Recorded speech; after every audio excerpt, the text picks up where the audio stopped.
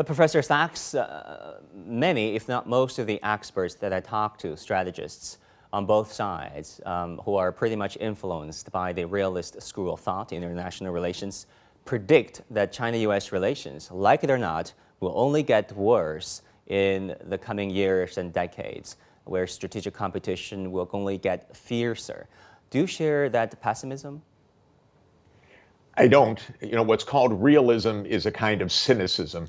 It says, assume the worst about the other side, and then act on your assumptions that the worst is true.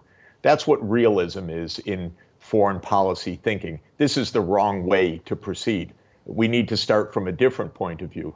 The planet is very small, it's crowded, it's actually quite dangerous right now for many, many reasons, whether it's war or disease or climate change, and we have so many common interests. So I don't agree that we're doomed to have worsening relations. It's true, that is the current trend. I'm not a great fan of the politicians in the United States who say this. I don't think they know China very well. I've had the opportunity to visit China hundreds of times. I don't know many of these, whether they've ever been once. So I think if we have much more dialogue, then this so-called realism will become a different kind of realism, a realism of our mutual stakes in cooperation, because that's the deeper truth in my view.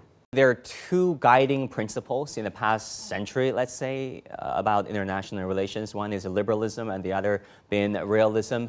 But do you think the past paradigms, such as realism and liberalism, are no longer good to predict how states interact in the future, given the scale of the changes? Do we need adapted versions of those two paradigms or a whole new paradigm?